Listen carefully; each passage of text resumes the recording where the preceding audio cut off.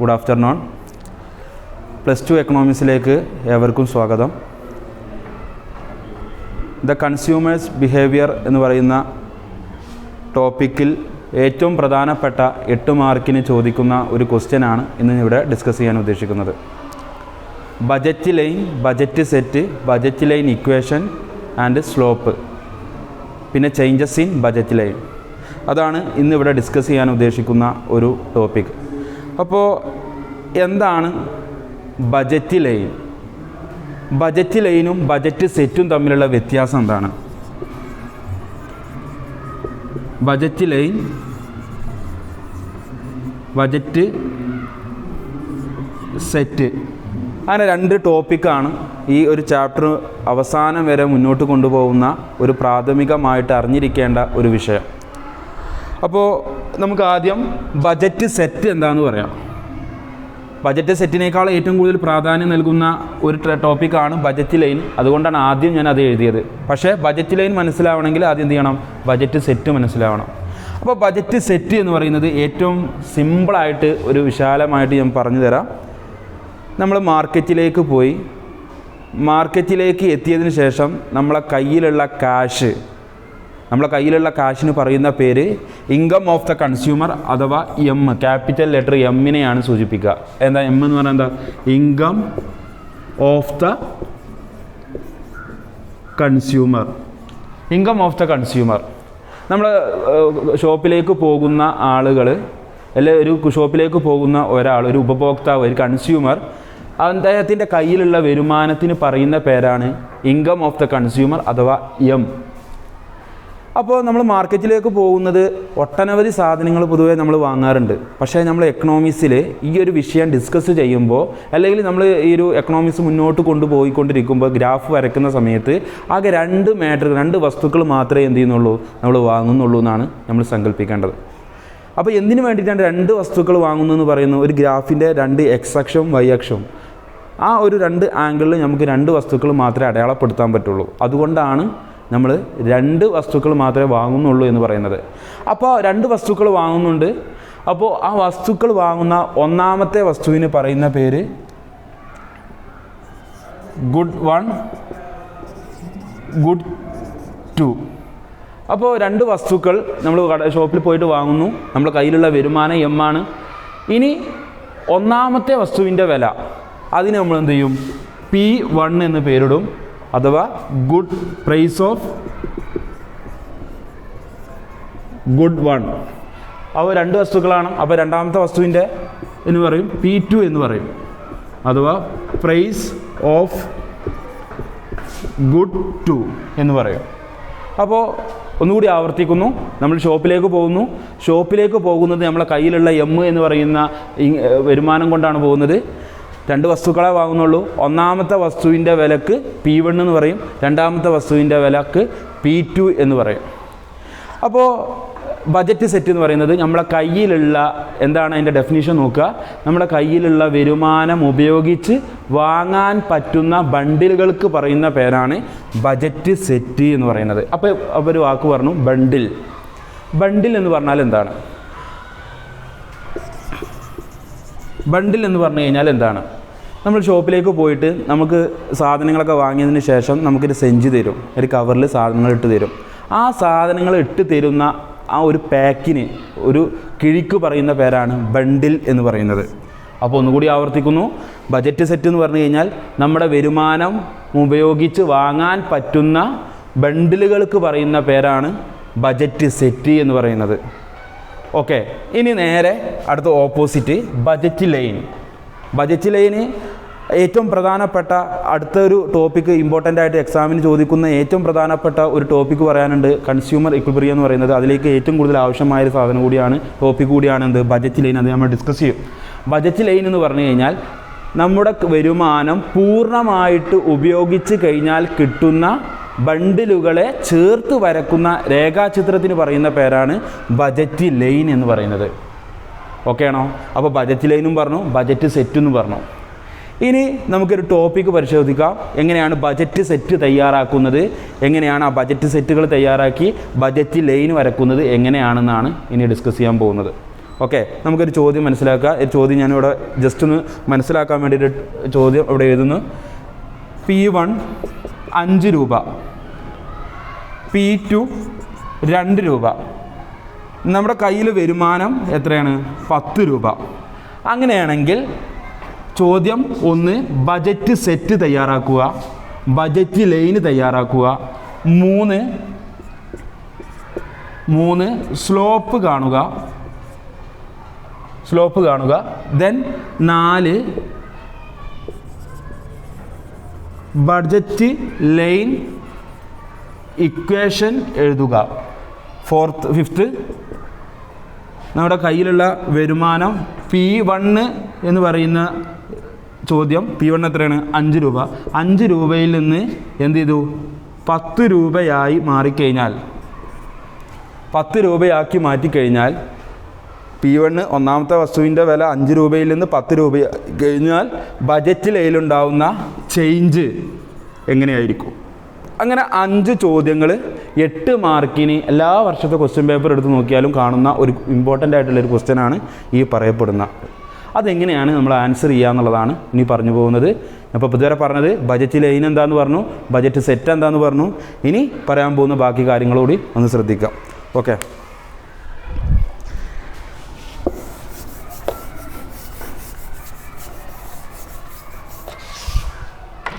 ഇനി ഫസ്റ്റത്തെ ചെയ്യാൻ പോകുന്നത് ബജറ്റ് സെറ്റ് തയ്യാറാക്കുകയാണ്. നമ്മുടെ കയ്യിലുള്ള ബജറ്റ് സെറ്റ് എന്ന് പറഞ്ഞു കഴിഞ്ഞാൽ നമ്മുടെ കയ്യിലുള്ള വരുമാനം ഉപയോഗിച്ച് വാങ്ങാൻ പറ്റുന്ന വസ്തുക്കളെ ചേർത്ത് വരക്കുന്ന ബണ്ടിലുകൾക്കാണ് എന്ത് പറയുക? ബജറ്റ് സെറ്റ് എന്ന് പറയുക. അപ്പോൾ നോക്കുക, 01 എന്ന് പറഞ്ഞു കഴിഞ്ഞാൽ ഒന്നാമത്തെ വസ്തു ഒന്നും വാങ്ങിയില്ല, രണ്ടാമത്തെ വസ്തു ഒരെണ്ണം വാങ്ങി. ഇവിടെ എത്ര ചിലവ് വന്നത്? 2 രൂപ ചിലവ് വന്നിട്ടുള്ളൂ. ഓക്കെ, അടുത്ത് ഒന്നാമത്തെ സാധനം ഒന്നും വാങ്ങിയില്ല, രണ്ടാമത്തെ വസ്തു 2 എണ്ണം വാങ്ങി. അപ്പോൾ എത്രയായി? 4 രൂപയാണ് അവിടെ ചിലവ് വന്ന്. ഒന്നാമത്തെ വസ്തു ഒന്നും വാങ്ങിയില്ല, രണ്ടാമത്തെ വസ്തു 3 എണ്ണം വാങ്ങി. അവിടെ എത്രയായി? 6. ഒന്നാമത്തെ വസ്തു ഒന്നും വാങ്ങിയില്ല, രണ്ടാമത്തെ വസ്തു 4 എണ്ണം വാങ്ങി. അവിടെ എത്രയായി? 8. ഒന്നാമത്തെ വസ്തു ഒന്നും വാങ്ങിയില്ല, രണ്ടാമത്തെ വസ്തു 5 എണ്ണം വാങ്ങി. അവിടെ എത്രയായി? 10. നേരെ തിരിച്ച് നമ്മൾ പറയുകയാണ്, ഒന്നാമത്തെ വസ്തു ഒന്നും വാങ്ങിയില്ല, രണ്ടാമത്തെ വസ്തു 6 എണ്ണം വാങ്ങി എന്ന് പറഞ്ഞു കഴിഞ്ഞാൽ ഇവിടെ എത്രയായി? 12 ആയി. അത് തെറ്റാണ് എന്ന് നമുക്ക് പറയാം. കാരണം എന്താ? നമ്മുടെ കയ്യിലുള്ള വരുമാനം എത്രയേ ഉള്ളൂ? 10 രൂപ മാത്രമേ ഉള്ളൂ. ആ 10 രൂപ എന്ന നിലക്ക് 12 രൂപയുടെ വസ്തുക്കൾ എന്ത് ചെയ്യാൻ പറ്റില്ല? വാങ്ങാൻ പറ്റില്ല. അപ്പോൾ എന്ത് ചെയ്യും? അത് കട്ട്. അടുത്ത ഒന്നാമത്തെ വസ്തുവിനെ ഇവിടെ എന്ത് ചെയ്ത് 0 ആക്കിയത്. രണ്ടാമത്തെ വസ്തു മാത്രമാണ് ഇപ്പോൾ വാങ്ങിയിട്ടുണ്ടായിരുന്നുള്ളൂ. ഇനി ഒന്നാമത്തെ വസ്തു ഒന്നും വാങ്ങി, രണ്ടാമത്തെ വസ്തു ഒന്നും വാങ്ങിയില്ല. അപ്പോൾ എന്തായി? ഇവിടെ എത്ര ചിലവ് വന്ന്? 5 രൂപ. ഒന്നാമത്തെ വസ്തു 2, രണ്ടാമത്തെ വസ്തു ഒന്നും വാങ്ങിയില്ല. ഇവിടെ 10. ഇനി അങ്ങോട്ട് പോകാൻ പറ്റില്ല. ഒന്നാമത്തെ വസ്തു ഇനി കൂടുതലായിട്ട് വാങ്ങാൻ കഴിയില്ല. ഇനി രണ്ടും കൂടി മിക്സ് ചെയ്തിട്ട് വാങ്ങാം. ഒന്നാമത്തെ വസ്തു 1, രണ്ടാമത്തെ വസ്തു 1. ഇവിടെ എത്രയായി? ഒന്നാമത്തെ വസ്തു 1, രണ്ടാമത്തെ വസ്തു ഒരെണ്ണം കൂടി. അപ്പോൾ എത്ര വന്ന്? 7 രൂപ. ഓക്കെ, ഒന്നാമത്തെ വസ്തു 2, രണ്ടാമത്തെ വസ്തു ഒരെണ്ണം. അപ്പോൾ എത്രയായി? 2, 4, 4, 5, 9. ഇനി രണ്ടും കൂടി മിക്സ് ചെയ്തിട്ട് രണ്ടും എന്ന് പറയാൻ പറ്റുമോ? എങ്ങനെ? 2 എന്ന് പറഞ്ഞാൽ 5, 5, 10, 2, 2, 4, 14 എന്നായി. അതവിടെ തെറ്റാണ്. അപ്പോൾ ഇത് ഇവിടെ ചെയ്യാൻ പറ്റില്ല. അങ്ങനെ ഈ ഒരു ഒന്നാമത്തെ വസ്തുവും രണ്ടാമത്തെ വസ്തുവും എത്ര ക്വാണ്ടിറ്റിയിൽ നമുക്ക് വാങ്ങാൻ പറ്റുമോ, നമ്മുടെ കയ്യിലുള്ള വരുമാനം എന്ത് ചെയ്തു ഉപയോഗിച്ച് എത്രയൊക്കെ വാങ്ങാൻ പറ്റുമോ അത് ചേർത്ത് വരക്കുന്നതിനാണ്, അതിന് ചേർത്ത് എഴുതുന്ന ബണ്ടിലുകൾക്കാണെന്ന് പറയുക ബജറ്റ് സെറ്റ് എന്ന് പറയുക. ഇനി ബജറ്റ് ലൈൻ എന്ന് പറഞ്ഞു കഴിഞ്ഞാൽ നമ്മൾ പറഞ്ഞിട്ടുണ്ടായിരുന്നു, നമ്മളെ കയ്യിലുള്ള വരുമാനം പൂർണ്ണമായിട്ടും ഉപയോഗിച്ച് കഴിഞ്ഞാൽ കിട്ടുന്ന ബണ്ടിലുകൾ, നമ്മുടെ കയ്യിലുള്ള വരുമാനം പൂർണ്ണമായിട്ടും എന്ത് ചെയ്യുകയാണ്? ഉപയോഗിക്കുകയാണ്. അങ്ങനെ ഉപയോഗിച്ച് കഴിയുന്നത് എവിടേക്കാണ്? ഒന്ന് ഈ ഒരു ബണ്ടിലുകൾ വാങ്ങുമ്പോൾ പൂർണ്ണമായിട്ട് ഉപയോഗിക്കുന്നുണ്ട്, ഈ ഒരു ബണ്ടിൽ വാങ്ങുമ്പോൾ പൂർണ്ണമായിട്ട് ഉപയോഗിക്കുന്നുണ്ട്. അങ്ങനെ ഇനി എന്തൊക്കെ ചെയ്യാൻ പറ്റും അതൊക്കെ നമുക്ക് നോക്കിയിട്ട് ഏറ്റവും കൂടുതൽ വരുമാനം പൂർണ്ണമായിട്ട് ഉപയോഗിക്കുന്നതാണ്. ഇത് രണ്ടും വെച്ച് ചേർത്ത് വരക്കുന്നതിനാണെന്ന് പറയുക ബജറ്റ് ലൈൻ എന്ന് പറയുക. ഇനി ബജറ്റ് ലൈൻ വരക്കുമ്പോൾ ശ്രദ്ധിക്കേണ്ട കാര്യം എങ്ങനെയാണ് വരക്കുക എന്നുള്ളതാണ്. അപ്പോൾ ബജറ്റ് സെറ്റ് തയ്യാറാക്കേണ്ടത് നമ്മൾ ചെയ്തു. ഇനി budget line.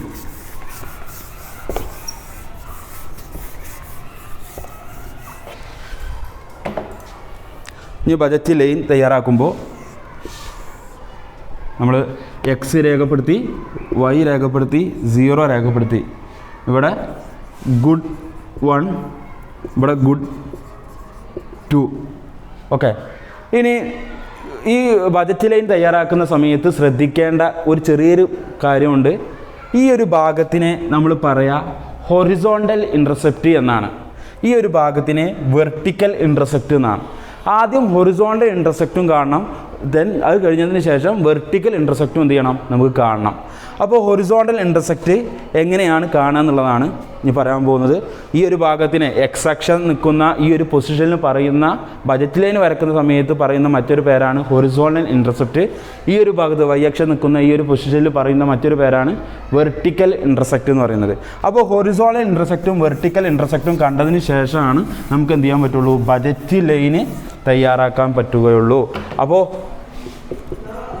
Horizontal intercept equal to, അതിന് സമവാക്യമുണ്ട്. ഹൊറിസോണ്ടൽ ഇൻ്റർസെപ്റ്റ് കാണാനുള്ള സമവാക്യം m/p1. അതേപോലെ vertical intercept equal to m/p2. നമ്മൾ ക്വസ്റ്റ്യനിൽ തന്നിട്ടുണ്ട്. ക്വസ്റ്റ്യൻ ഇവിടെ ശ്രദ്ധിക്കുക. P1 എന്ന് പറയുന്നത് 5, P2 എന്ന് പറയുന്നത് 2, M എന്ന് പറയുന്നത് നമ്മളെ ഇൻകം ഓഫ് ദ കൺസ്യൂമർ എന്ന് പറയുന്നത് 10. ഇത് ഉപയോഗപ്പെടുത്തിയിട്ടാണ് നമ്മൾ എന്ത് ചെയ്യുന്നത്, ബജറ്റ് ലൈൻ വരക്കാൻ പോകുന്നത്. ബജറ്റ് ലൈൻ വരക്കണമെങ്കിൽ എന്ത് വേണം, ഹൊറിസോണ്ടൽ ഇൻ്റർസെപ്റ്റും കാണണം, വെർട്ടിക്കൽ ഇൻ്റർസെപ്റ്റും കാണണം. ഹൊറിസോണ്ടൽ ഇൻ്റർസെപ്റ്റ് കാണാനുള്ള സമവാക്യം m/p1. വെർട്ടിക്കൽ ഇൻ്റർസെപ്റ്റ് കാണാനുള്ള ഇക്വേഷൻ m/p2. M എന്ന് പറയുന്നത് നമ്മുടെ ക്വസ്റ്റ്യനിൽ തന്നിട്ടുണ്ട്. M എന്ന് പറയുന്നത് 10. 10 ഡിവൈഡ് ബൈ P1 എന്ന് പറയുന്നത് 5. 10 ഡിവൈഡ് ബൈ 5 എന്ന് പറയുന്നത് 2. വെർട്ടിക്കൽ ഇൻ്റർസെക്റ്റ് എന്ന് പറയുന്നത് M എന്ന് പറയുന്നത് 10, വെർട്ടിക്കൽ ഇൻ്റർസെക്റ്റ് എന്ന് പറയുന്നത് P2 എന്ന് പറയുന്നത് 2 ഈക്വൽ ടു 10 ഡിവൈഡ് ബൈ 2 എന്ന് പറയുന്നത് എത്രയായി, 5. ഓക്കെ. അപ്പോൾ ഹൊറിസോണ്ടൽ ഇൻ്റർസെക്റ്റും കണ്ടു, വെർട്ടിക്കൽ ഇൻ്റർസെക്റ്റും കണ്ടു. ഓക്കെ. ഇനി ആ ഹൊറിസോണ്ടൽ ഇൻ്റർസെക്റ്റ് എന്ന് പറയുന്ന 2ഉം വെർട്ടിക്കൽ ഇൻ്റർസെക്റ്റ് എന്ന് പറയുന്നത് 5ഉം, ആ 2ഉം എന്ത് ചെയ്യുക, ഇവിടെ മാർക്ക് ചെയ്യുക. എങ്ങനെ മാർക്ക് ചെയ്യുക, 2 എന്ന് പറയുന്നത് ഇവിടെ 1, 2, 3 അങ്ങനെ 4 എന്ന് രേഖപ്പെടുത്തി. ഇവിടെ അതേപോലെ 1, 2, 3, 4 എന്ന് രേഖപ്പെടുത്തി. ഹൊറിസോണ്ടൽ ഇൻ്റർസെക്റ്റ് എന്ന് പറയുന്നത് 2, ഈ 2ൻ്റെ ഇവിടെ മാർക്ക് ചെയ്തു. വെർട്ടിക്കൽ ഇൻ്റർസെക്റ്റ് എന്ന് പറയുന്നത് 5ൻ്റെ അവിടെ മാർക്ക് ചെയ്തു. ഇനി എന്ത് ചെയ്യുക, ഇത് രണ്ടും ചേർത്ത് വരയ്ക്കുക. ഈ ചേർത്ത് വരച്ചത് കഴിഞ്ഞാൽ നമുക്ക് എന്ത് ചെയ്യാം, നമ്മുടെ സമവാക്യം ഇവിടെ എഴുതി കൊടുക്കുക. എന്താണ് ബജറ്റ് ലൈനിൻ്റെ സമവാക്യം? P1 x1 plus P2 x2 equal to M എന്നാണ് സമവാക്യം. അഥവാ P1 എന്ന് പറഞ്ഞു കഴിഞ്ഞാൽ P1 x1 plus P2 x2 equal to M. P1 എന്ന് പറഞ്ഞാൽ ഒന്നാമത്തെ വസ്തുവിൻ്റെ വില, x1 എന്ന് പറഞ്ഞു കഴിഞ്ഞാൽ ഒന്നാമത്തെ വസ്തുവിൻ്റെ ക്വാണ്ടിറ്റി, P2 എന്ന് പറയുന്നത് രണ്ടാമത്തെ വസ്തുവിൻ്റെ വില, x2 എന്ന് പറയുന്നത് രണ്ടാമത്തെ വസ്തുവിൻ്റെ ക്വാണ്ടിറ്റി, M എന്ന് പറഞ്ഞാൽ ഇൻകം ഓഫ് ദ കൺസ്യൂമർ, ഉപഭോക്താവിൻ്റെ വരുമാനം. അപ്പോൾ ഇതാണ് ബജറ്റ് ലൈനിൻ്റെ സമവാക്യം. ഓക്കെ.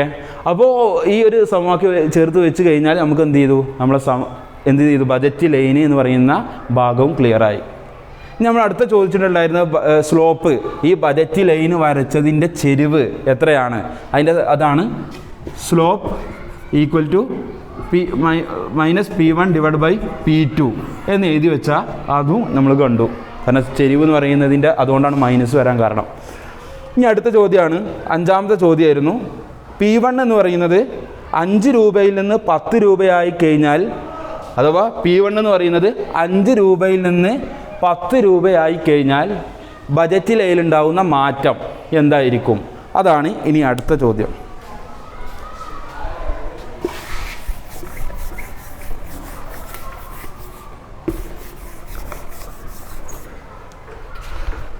P1 എന്ന് പറയുന്നത്, P1 ഒന്നാമത്തെ വസ്തുവിൻ്റെ വില 5 രൂപയായിരുന്നു. ആ 5 രൂപയിൽ നിന്ന് 10 രൂപയായി കഴിഞ്ഞാൽ ഉണ്ടാകുന്ന ബജറ്റ് ലൈനിലുണ്ടാകുന്ന മാറ്റമാണ്.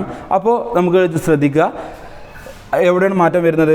ഒന്നാമത്തെ ഗുഡ് 1 അല്ലേ, P1 എന്ന് പറയുന്നത് ഗുഡ് 1ൻ്റെ അവിടെയാണ് രേഖപ്പെടുത്തുക, ഒന്നാമത്തെ വസ്തുവിൻ്റെ വിലയാണ്. അപ്പോൾ ഒന്നാമത്തെ വസ്തു എന്ന് പറഞ്ഞാൽ ഒന്നാമത്തെ ഗുഡ് 1. അപ്പോൾ ചോദിച്ചിട്ടുള്ളത് എന്തിലാണ് മാറ്റം വന്നത്? Horizontal intercept equal to M by P1 dash. P1 dash എന്ന് പറയാൻ കാരണം ഒന്നാമത്തെ വസ്തുവിൻ്റെ വിലയിലാണ് ചേഞ്ച് വന്നിട്ടുള്ളത്. ആ ചേഞ്ച് വെച്ചിട്ടാണ് നമ്മൾ ചെയ്യുന്നത്. എം എന്ന് പറയുന്നതിൽ മാറ്റമില്ല. എം എത്രയാണ്? 10 ഡിവൈഡഡ് ബൈ P1 എത്രയാണ് ആക്കിയിട്ടുള്ളത്? 10. ഓക്കെ, 5 രൂപയിൽ നിന്ന് 10 രൂപയാണ് മാറിയിട്ടുള്ളത്. അപ്പോൾ എന്ത് മാറ്റമാണ് വരിക? 10 divide by 10 equal to 1. Okay, 10 divide by 10 equal to 1. എന്ത് മാറ്റമാണ് വരിക? വരുമാനം 5 രൂപയിൽ നിന്ന് 10 രൂപയായി മാറ്റം വന്നു കഴിഞ്ഞാൽ ബജറ്റ് ലൈൻ എന്ത് ചെയ്യും? ഹൊറിസോണ്ടൽ ഇൻ്റർസെക്റ്റ് എന്ന് പറയുന്നത് 5 എത്ര ആവും? 1 കുറയും. അപ്പോൾ എന്തിലും മാറ്റമില്ല, ഗുഡ് 1 മാറ്റമില്ലാത്തതുകൊണ്ട് ഇങ്ങനെ വന്നു. ബജറ്റ് ലൈൻ എന്ത് ചെയ്തു? താഴേട്ട്, അത് ഇടത്തെ സൈഡിലേക്ക് ചേഞ്ചായി. അപ്പോൾ പുതിയ സമവാക്യം വരും. ആ പുതിയ സമവാക്യം ഇവിടെ എഴുതുകയാണ്. എന്ത്? P1 എന്നുള്ളത് എന്തായി മാറി? P1 മാറ്റം വന്നിട്ടുള്ളത്.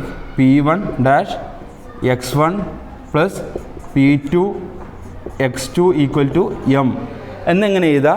അല്ലെങ്കിൽ എന്ത് എഴുതുക? P1 എന്ന് പറയുന്നത് 10 X1 plus 2 X2 equal to 10 എന്ന് എഴുതാം. ഓക്കെ, ബജറ്റ് ലൈൻ്റെ സമവാക്യം എന്ന് പറഞ്ഞിട്ട് നമുക്ക് എന്ത് ചെയ്യാം? ഇങ്ങനെ എഴുതാം, ഇങ്ങനെ എഴുതാം. ഓക്കെ ആണോ? അപ്പോൾ ഇത്രയും കാര്യങ്ങൾ 8 മാർക്കിന് ചോദിക്കുന്ന ഒരു ചോദ്യമാണ് ഇന്ന് നമ്മളിവിടെ ഡിസ്കസ് ചെയ്തത്. എല്ലാവരും ഇഷ്ടപ്പെട്ടു, മനസ്സിലായി എന്ന് കരുതുന്നു. ഡൗട്ട് ഉണ്ടെങ്കിൽ കമൻറ്റ് ബോക്സിൽ എന്ത് ചെയ്യുക? ഡൗട്ട് ചോദിക്കുക, ക്ലിയർ ചെയ്യാവുന്നതാണ്. ഓക്കെ.